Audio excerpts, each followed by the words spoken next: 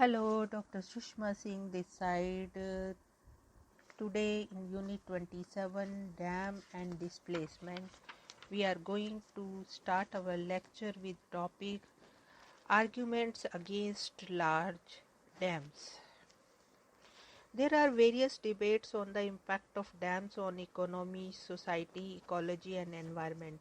These debates have brought forth arguments both in favor and against the construction of large dams. Let us examine some of these arguments. The first is resistance and displacement. Large dams have evoked more resistance than approval. Construction of the Hirakund was marked by 30,000 people comprising of local politicians, bureaucrats and the people who were going to get evicted from the dam site, taking to the street in 1946.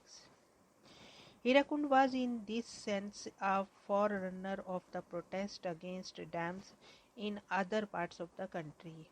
Even while these protests focused on specific projects, the argument raised for and especially against dam have been common.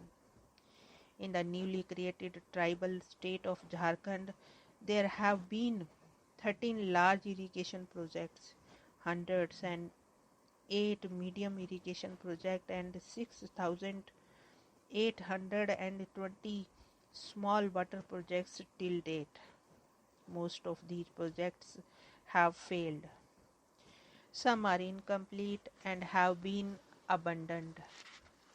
Most of these projects have been notorious for high levels of corruption and red tape. Large dam projects, notably the Sambarnikha project and the Koel Karo project, faced tremendous resistance from the local tribal population. Koel Karo project was commissioned despite the fact that it would have destroyed 200 tribal villages and submerged 45,000 hectares of arable land. The Sambarnikha project has been the site of the police atrocities and the high level of illegal transaction of funds within the projects have been common knowledge. Johar, a human rights organization in Jharkhand, has some very appealing findings on the state-initiated 9 minor irrigation projects within 1960 to 1990 in West Singhbhum district of the Jharkhand. The entire capital outlay of these projects was 14 crores. The government had claimed that 47,764 acres of land would gain through the irrigation facility of these projects on their completion. According to Johar's research, the 9 projects do not exist and there is no accounting for the public money spent on these projects. Till 1997, 22.5 lakh acres of land had been procured from the local tribal population in the name of the minor and major irrigation projects. Lakhs have been displaced from their land and have turned towards wage labor in mines and factories in the surrounding areas for employment. The campaign that drew the attention of the world to the politics of large dam construction and its harmful impact on the environment is the Narmada Bachao Andolan, or the movement to save the river Narmada. Narmada runs through the 3 states of India, Madhya Pradesh, Maharashtra and Gujarat. Worshipped as a holy river, Narmada is the lifeline of thousands of villages and her importance is illustrated in the folk traditions of the region.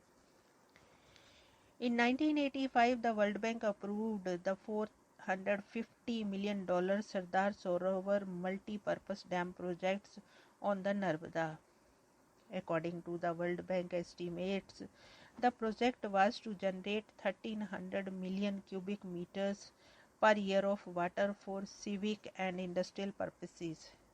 As an installed capacity of 1415 megawatt of electricity and provide irrigation to 1.9 million hectares of land.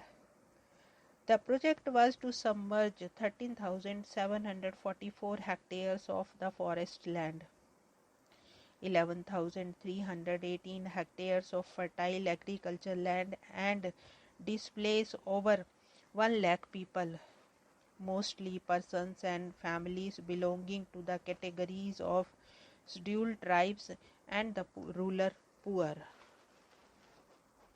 The sheer magnitude and size of the project raised concern among the concerned citizens and specialists. The planners, according to the Narmada Bachao movement, had not critically and realistically assessed the ecological, human and financial consequences of undertaking this project. Let us explore the three main areas identified by the movement as argument against the large dams.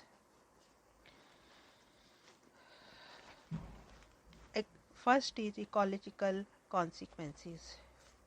The most apparent ecological effect of large dams is the permanent destruction of vast expanse of forest, wetlands and wildlife.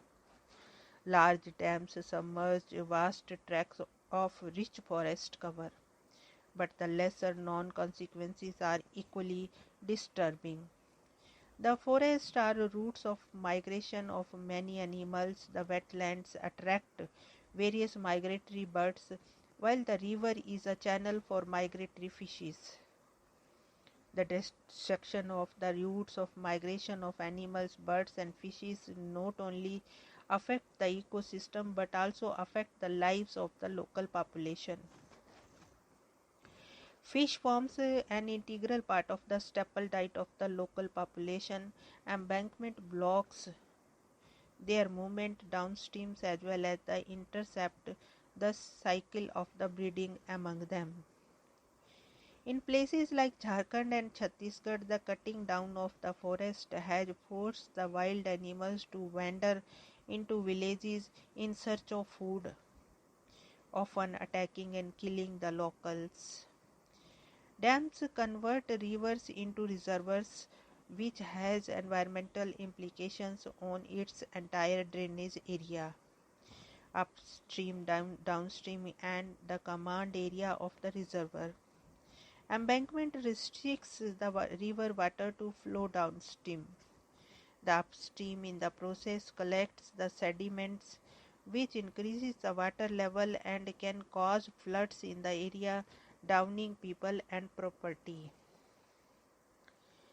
The river downstream denies on its regular quota of water and sediment is, according to Macaulay, hungry and eats away the plains along its course. The plains are also denied of the rich alluvial content of the river, which affects the fertility, quality and the productivity of the soil.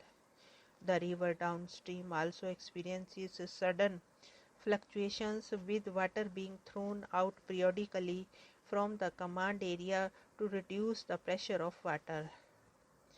Often this may destroy the vegetation along its way as well as the settlements that take over the land vacated by the river after the construction of the dam. The reservoir, by holding large quantity of water, encourages a high rate of water evaporation.